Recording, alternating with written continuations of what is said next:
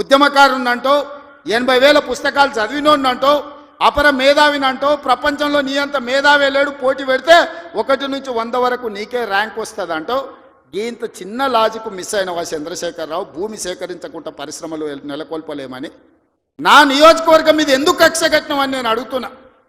నేనేమో 1,00,000 ఎకరాలు సేకరించలే, 4 గ్రామాలలో కలిసి 1,100 ఎకరాలు నేను భూమి తీసుకుందామన్నది. ఇదో ప్రపంచ సమస్య అయింది. ఇంకా నేను ఢిల్లీ అయిపోయింది, ఇప్పుడు చంద్రమండలం పోతాడంట ఆయన. చంద్రమండలం పోయి ఆడ కూడా ఫిర్యాదు చేస్తాడంట. నువ్వు ఆడ తిరిగొచ్చినా కుట్ర చేసినందుకు మాత్రం ఊసలు లెక్క పెడతావు కేటీఆర్. నువ్వు అది గుర్తు పెట్టుకో. చూస్తూనే ఎంత గుర్తువో ఎగరని అని. ఉయ్యాల ఎంత ఊగినా అక్కడనే వచ్చి ఆగాలి, తెలుసు కదా. ఉర్రిగా అటు ఊగొచ్చు, ఉర్రిగా ఇటు ఊగొచ్చు. ఉయ్యాల ఆగాల్సి వచ్చినాడు మధ్యలోనే ఆగుతుంది. యాడ్ కురుకుతాడు, ఎంత దూరం ఉరుకుతాడు. ఉరకని అని చూస్తున్నా. ఉరుకులాట ఏందో చూద్దాం కేటీఆర్ దాని. ఇవాళ మల్లన్న సాగర్ అంటాడు, రంగనాయక్ సాగర్ అంటాడు, కొండపోచమ్మ అంటాడు. రంగనాయక్ సాగర్ కడితే రంగనాయక్ సాగర్ దగ్గర హరీష్ రావు ఫామ్ హౌస్ కట్టుకున్నాడు. 3 దిక్కుల ప్రాజెక్ట్ ఉంటుంది, మధ్యలో ఆయనకు ఫామ్ హౌస్ ఉంటుంది. ఆయనకు 360 డిగ్రీలు వాటర్ ఫ్రంట్ వ్యూ ఉండాలంట. భూసేకరణ కోసం తీసుకున్న భూమిని హరీష్ రావు పేరు మీదకి బదిలీ చేపించుకున్నాడు. ప్రాజెక్టు కోసం సేకరించిన భూములు రంగనాయక్ సాగర్ సిద్దిపేట దగ్గర ప్రాజెక్టు కోసం సేకరించిన భూములు ప్రాజెక్టుల నుంచి తొలగించి హరీష్ రావు ఫామ్ హౌస్ కట్టుకున్నాడు. దానికి లెక్క చెప్పాల్సింది హరీష్ రావు గారు. ఏం చింత చేయకు, లెక్కలు తీస్తున్నా, నీ లెక్క చెప్తా. కొండపోచమ్మ ప్రాజెక్టు కట్టిందే కేసీఆర్ ఫామ్ హౌస్కు కాలువలు తీసుకెళ్ళడానికి. ఇవాళ నిజ నిర్ధారణ కమిటీ వేసుకుందాం, కొండపోచమ్మ ప్రాజెక్టుకు పోదాం. కొండపోచమ్మ నుంచి డైరెక్ట్గా కేసీఆర్ ఫామ్ హౌస్ 100 ఎకరాలకు కాలువ డైరెక్ట్ ఆయన ఫామ్ హౌస్లోకి వెళ్ళి తీసుకుపోయాడు. 1000 కోట్లు ప్రజలై ఖర్చు పెడితే నీ ఫామ్ హౌస్కు నీళ్లు తీసుకెళ్తావా? ఇది న్యాయమా? చంద్రశేఖరరావు గారు, నిన్ను నమ్మి నీ చేతిలో రాష్ట్రం పెడితే, నీ కొడుకుని మున్సిపల్ మినిస్టర్ పెడితే జన్వాడలో 111 జీవోలో ఫామ్ హౌస్లు కట్టుకుంటాడు. ఆయన బామ్మార్ది ఇంకోటి కట్టుకుంటాడు. అందులో దీపావళి పండుగ వచ్చిందని చిచ్చుబుడ్లు కాకుండా సారాబుడ్లు పెట్టి దావతులు చేస్తాడు. ఏమనంటే మేము క్యాసినో నడుపుకుంటాం, మేము సారా బుడ్లు పెట్టుకుంటాం, కాబట్టి మమ్మల్ని ఏం అనొద్దు అని. అంటే బావ కళ్ళల్లో ఆనందం చూడడానికి ఆయన బామ్మార్ది ఏమి తాగి తందనాలు ఆడినా డ్రగ్స్ తీసుకున్నాడు. ఆ ఇంట్లో దొరికినా కేసు పెట్టొద్దా? ఒకసారి ఆలోచన చేయండి. ఎంత సిగ్గు లేకుండా మాట్లాడుతున్నారంటే, డ్రగ్స్ తీసుకున్నాడు దొరికిండు కదనే వాడు మొత్తం అందా. అవును, నేను డ్రగ్స్ తీసుకున్నాను వాడు ఒప్పుకుండు, డ్రగ్స్ ఉన్నోడు దొరికిండని వీడు ఒప్పుకుండు. కానీ వాడిని పట్టుకోవద్దంట పోలీసోడు. ఎందుకంటే మేము బీఆర్ఎస్ నాయకులం కాబట్టి మమ్మల్ని ఏమనొద్దని. ఈ రాష్ట్రంలో, ఈ దేశంలో బీఆర్ఎస్ వాళ్ళకి ఏమైనా కొత్త చట్టం ఉందా? ఇడిచిపెట్టాలా?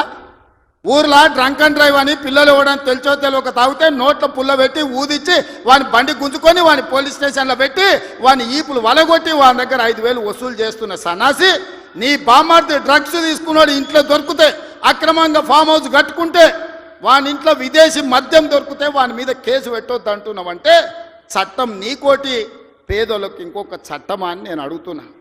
ఇదా తెలంగాణ రాష్ట్రంలో 10 ఏళ్ళ అధికారంలో ఉన్న మీరు ప్రజలకు చెప్తున్నది?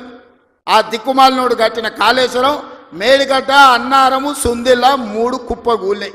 వెనకటికి కూడా పనిమంతుడు పందిరేస్తున్నట్ట కుక్కతో తలిగి కూలిపోయిందంట. కాళేశ్వరం కట్టిండెప్పుడు, కూలిందెప్పుడు? 1,00,000 కోట్లు నిండా మింగిండు, ఫామ్ హౌస్లో బోర్లో వండిండు.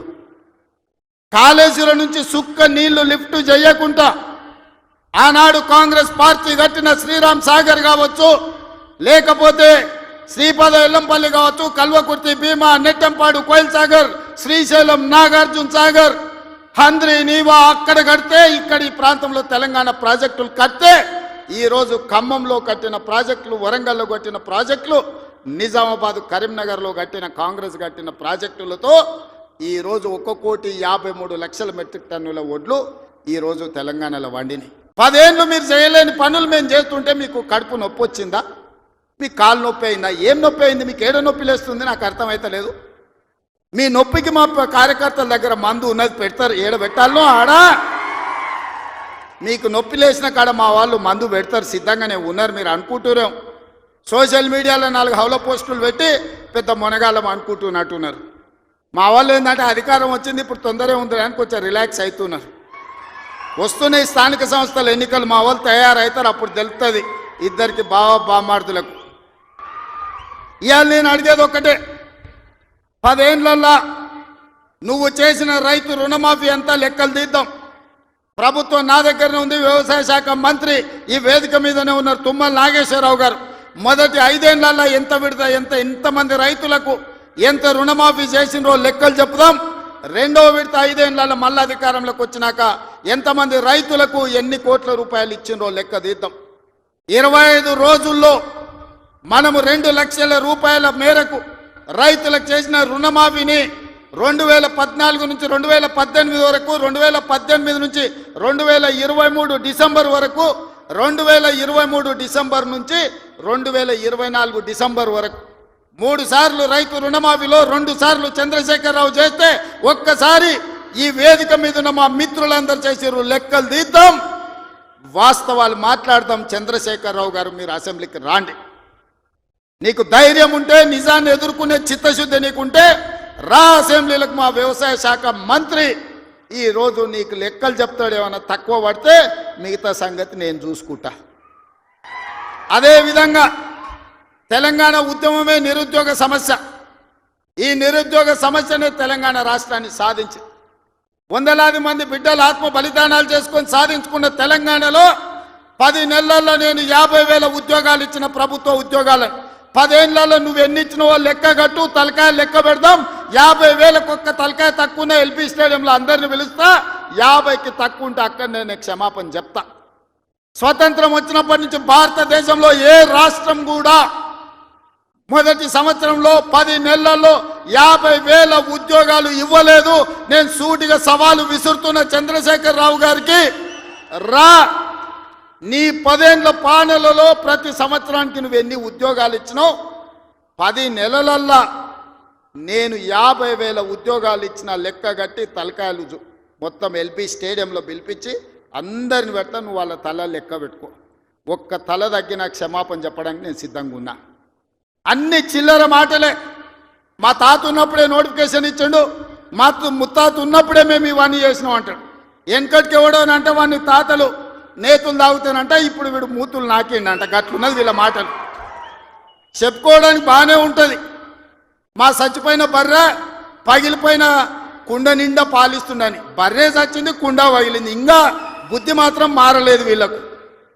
అందుకే ఇవాళ రైతు రుణమాఫీ విషయంలో కానీ, నిరుద్యోగ సమస్య విషయంలో కానీ, ఆర్టీసీలో ఆడబిడ్డలకు ఉచిత ప్రయాణం ఏదైతే ఇచ్చినామో 1,10,00,000 మంది ఆడబిడ్డలు ఈరోజు అమ్మగారి ఇంటికోవాలన్నా, రాముల వారిని దర్శించుకోవాలన్నా ఒక్క రూపాయి, ఒక్క పైసా లేకున్నా పోవచ్చు. 3,700 కోట్ల రూపాయలు మంత్రి పొన్నం ప్రభాకర్ గారు ఇవాళ ఖర్చు పెట్టి ఆడబిడ్డలకు ఉచిత బస్సు ప్రయాణం ఇచ్చాడు.